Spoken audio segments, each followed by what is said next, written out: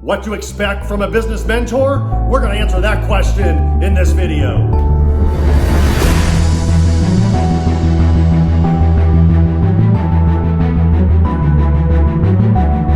Okay, let's talk about a business mentor or business mentors. Quite possibly one of the most important things you can do in your business career is to find at least one, if not multiple, business mentors. Now let's define what a business mentor is. In a sense, it's a teacher. It's your teacher that you highly respect, that already has proven results, the way you like them, the way you see them, the way you want them. That's your mentor, that's your teacher. And if you're lucky enough and that person is willing to coach you or mentor you, you want to hang on to that person for the rest of your life. And I remember, it's kind of funny, I've got 4 mentors in my life since the beginning of the time. My father plus 3 more. And I'll say this, every one of them brings something completely different to my future and to the equation. And they influence me so positively, it's unbelievable. The bottom line is mentors usually are a generation older than you. And that's really what you want to have. You want somebody that's already walked the walk, has already gone through all the hardships, made the mistakes, and is telling you basically, hey, here's what to avoid. Here's what you should probably do. Hey, 25 years ago when I did that and I was in your exact situation, this is what I did and I screwed up. And if I'd have done this, I would have not made that mistake and not lost all that money or gone out of business or, filed bankruptcy or whatever it cost them at that time. So it's kind of a shortcut. Mentors are a shortcut for you to not make a lot of mistakes.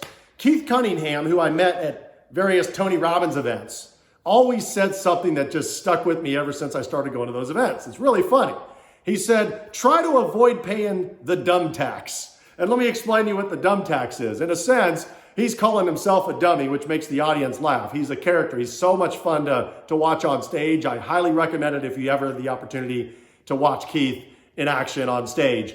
But he talks about the dumb tax, meaning calling himself a dummy and all the mistakes he made. So if you don't make those mistakes, you can avoid, in a sense, losing a bunch of money, AKA the dumb tax.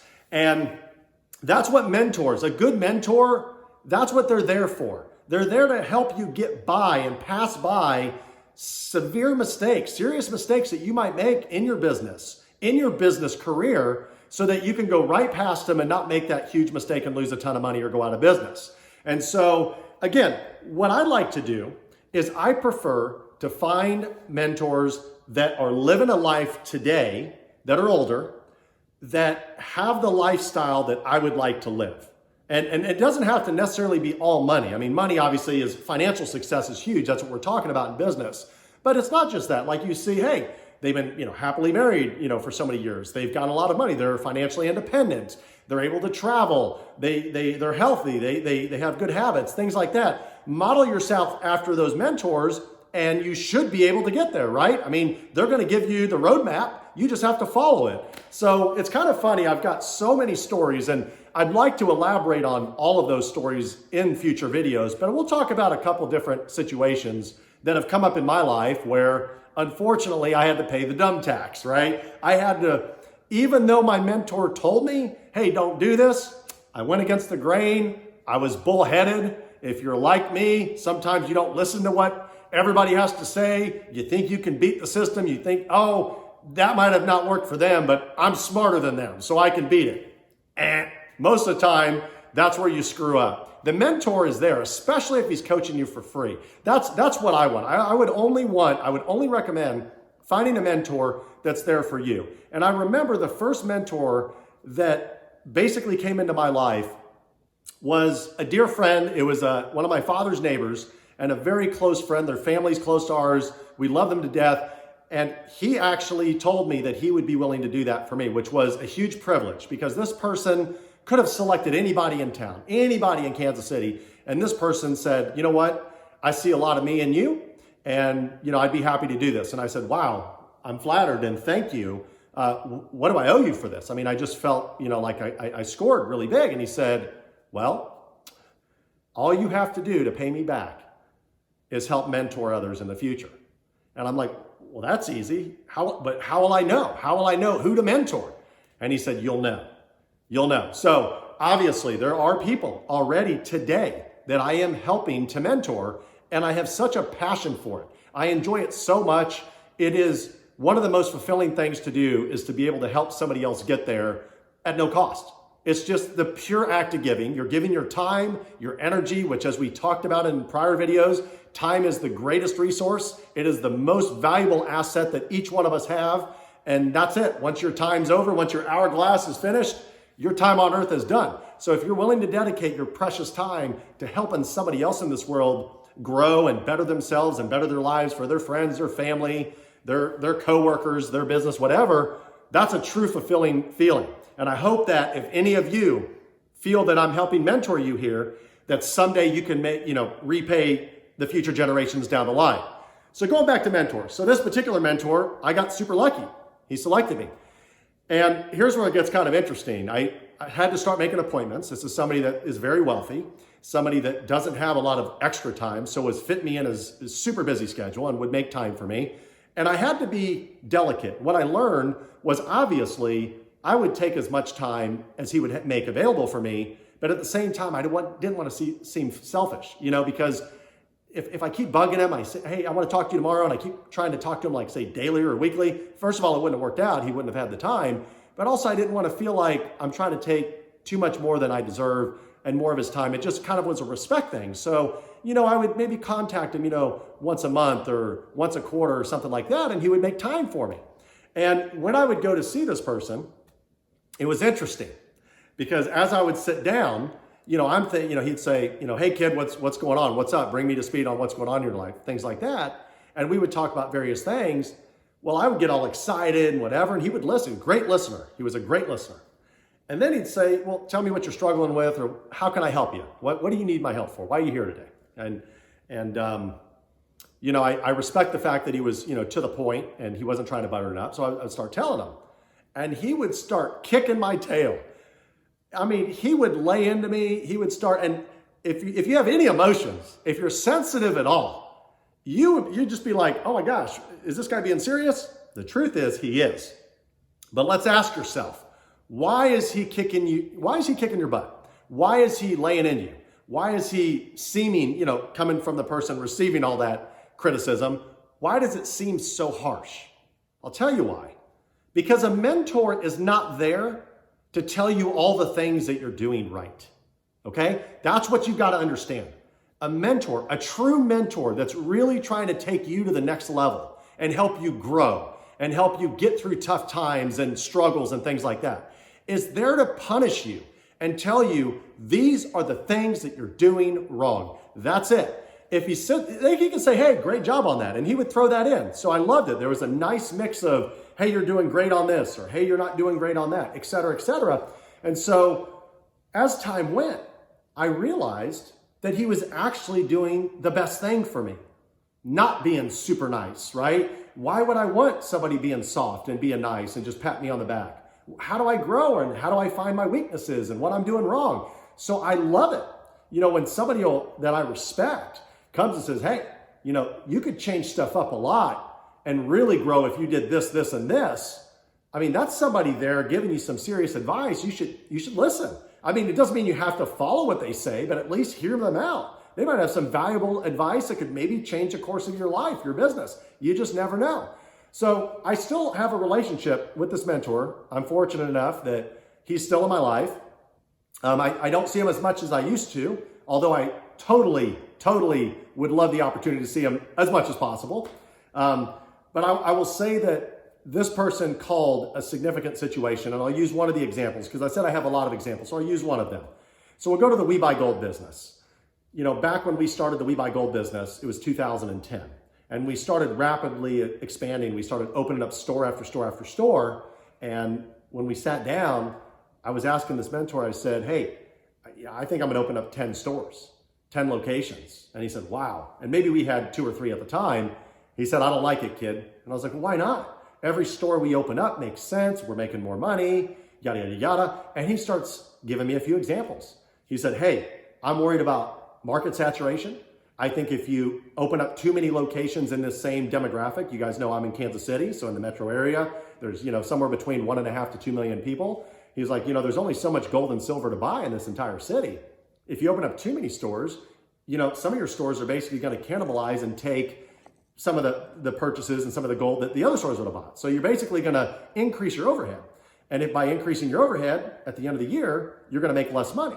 So you might continue to buy more, but you're going to have more people and pay more rent. And he said, I'm super concerned about all the liabilities that you're signing up for. And that's what he was talking about, was all these lease agreements and all the things. And even though we had planned ahead and we had, like we talked about in a previous video, had negotiated kick-out clauses, the termination clauses, so if things went south, we could get out fairly quickly of our lease agreements. The problem was, it's not quick enough. And he's right. You're signing up every time you sign a lease, every time you put yourself in a contract, you're putting liability on your back that you might have to pay for. That if business goes south and you're not doing as well as you thought you would, things might not be the greatest, right?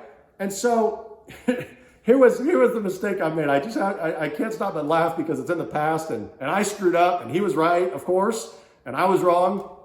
But maybe we had, like I said, maybe 3 stores at the time, and it becomes wintertime here in Kansas City. He goes to his winter home, and he comes back a few months later, and I probably met with him a few months after that. And then when I met with him, he said, well, what's the latest? How's the gold business doing? You still have a couple stores, right? And I said, well, you're going to kill me. I actually opened up, and I think we had like 7 stores at the time, something like that. And he said, are you kidding me? I thought I told you not to overexpand.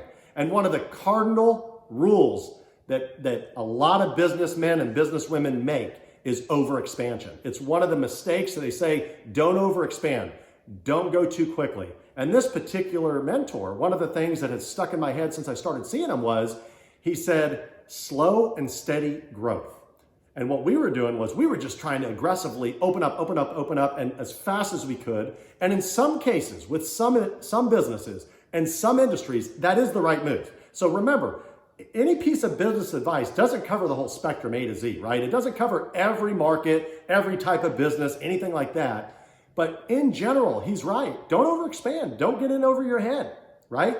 Don't put too many liabilities to where when stuff starts, flatlining and you start losing money or you start breaking even, whatever, it's hard to get out of. So he was right. So at the time when he said that, I was right. But in the end, a couple of years had passed and gold and silver prices dropped a lot. And all of a sudden we started losing money. And I've told this story in a prior video. The worst part was he was like a blinking red light in my head. And I had to sit there and go, oh my gosh, he was so right. And here I go. Now we're starting to lose money. We have all these liabilities, all these lease agreements, all these problems, all this payroll, all these advertising contracts that now we have to deal with, serious business problems. So that's one prime example about when you have a mentor that's already living a life that you dream of, that you want to be at, follow that person's advice. They're going to be right almost every time about what they're talking about because they're not there to hurt you. They're not there to give you bad advice. You have nothing to gain, nothing to lose. They're here to help you. They've signed up to help you. So when that happens, make sure you truly, genuinely hear them, listen, and take that advice. My other mentors have done many similar things as well. And I've had many countless meetings with them. I've sat down with them. I've explained my situations. And something that I had to work on was my inner self. I had this, I'll call it a personality conflict, right? Where you look at yourself and you're like, gosh, I feel like I'm always right, or I don't want to listen to this person. And a lot of type A's, if you're into business and you've got that type A personality where nobody's going to tell you what to do and everything you do is right, you never make mistakes, you're all, they're wrong, you're right kind of attitude, you're going to get humbled very quickly in business because business will whoop you and it will knock you on your pants. It'll knock you down on the ground and you'll be begging for mercy if you don't follow advice from people that have already been there and done that. So that's the purpose of mentors, what you can expect from a mentor, which is what the title of this video is. And I mean a good mentor is you can expect to get criticized. You can expect to get a lot of harsh, I don't want to say the wrong thing. You can expect to get a lot of harsh comments thrown your way, and you can also expect to hear things that you don't want to hear, things that you don't want to do necessarily, but are truly, in most cases, in your best interest. So I highly recommend finding people that are going to challenge you, that are going to make you and push you and make you rethink your thoughts, and make you, wow, he really wants me to do that? She really said that I need to do that? Yes. Really think about that. They're there to help you, and just keep that going. And remember, don't find mentors that are friends. Friends and mentors are not the same. Your mentors, your true mentors, are not there to be your true friends. They're there to help you in business or help you if they're helping coaching you personally or whatever. So anyways, I hope you all found this video very helpful. If you liked it, please click the subscribe button. I'm going to keep delivering videos as much as I can. And remember to keep pushing. Push hard and be the hustler.